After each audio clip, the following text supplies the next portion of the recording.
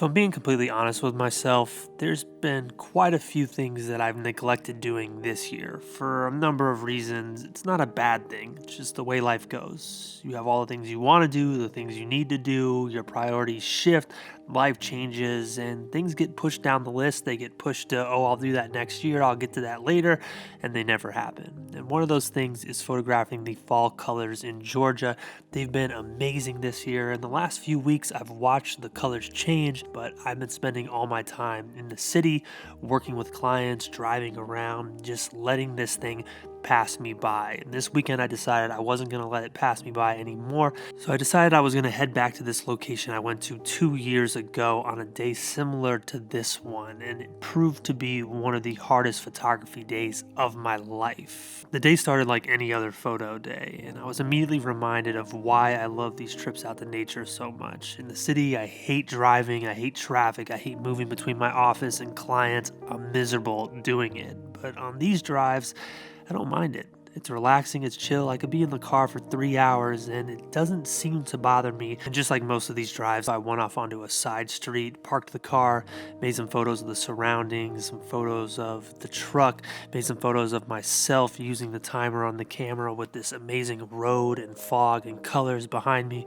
It's something I'm trying to do more of. I'm trying to document myself just as much as the things that I document. I don't want to look back on my photography career and have no photos of myself along this journey. I think that's a mistake a lot of people make. After the detour, I made it to Tallulah Gorge, and I was optimistic when I got there because it hadn't rained very much on the drive. It was on and off. It wasn't raining much. I thought this is going to be perfect. We have perfect conditions for these colors today, but it didn't last very long. As I was making my way to the trailhead, I was messing around with a few photo ideas, adding myself into this one image for scale to show the fog rolling in. And in hindsight now, I realized this fog was an indication that rain was coming, and it rained so much. It came out of nowhere, and I do photography in the rain all the time. This wasn't your typical, hey, I'm gonna make photos in the rain. This was ruin your camera and destroy your day rain. It was serious.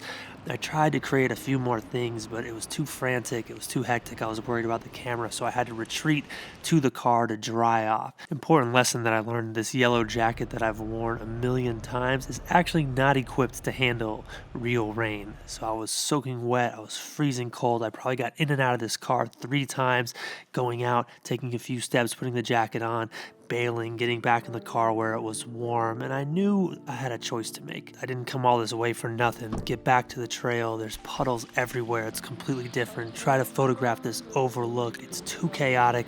The rain, I'm worried about my camera again, I'm freezing cold, and I walk back to the trail and I stand there and think to myself, I need to go home. This is pointless. This is stupid. Why am I doing this? I've been here before. This photo isn't worth it. And I think back to this one particular image I made 2 years ago when I came here. It was this bridge. People make photos here constantly. And I thought that I could have an image today that no one else has, something unique to me, something that isn't seen very often. And all I need to do to get there is push through this struggle, push through this moment of adversity to make it happen. I took a deep breath. I thought for a second, just do this. You'll be disappointed in yourself if you don't, which I think is the lesson in pretty much everything in life.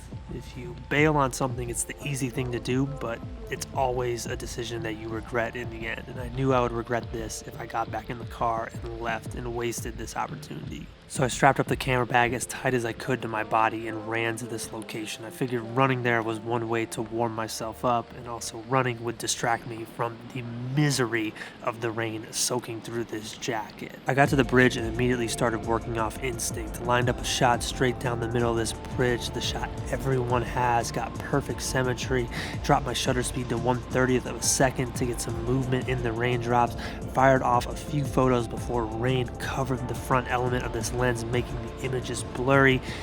I got it. and all it took was jumping over this one mental hurdle to get there. It really wasn't that hard, and it wasn't that bad getting there. I just had to push these negative thoughts that I was having at the top of this trail out of my mind and make it happen. And at this point, I had accepted that this camera was definitely broken. I knew it wasn't going to work anymore after this. I didn't care.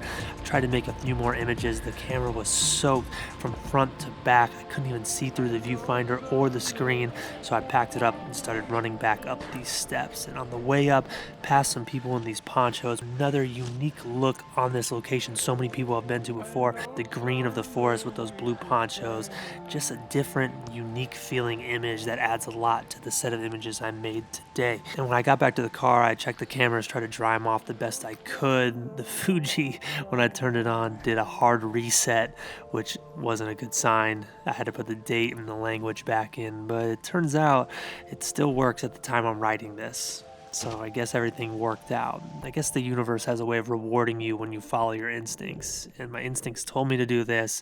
And in the end, I got my photos and my cameras didn't break. So definitely thankful for that. And of course, as these things always go, halfway into the drive home, I pulled off to get a cup of coffee. And the sky opened up, the rain went away to reveal the beginnings of a beautiful after rain sunset. And a perfect, beautiful way to cap off what was definitely a top 3 hardest photography days.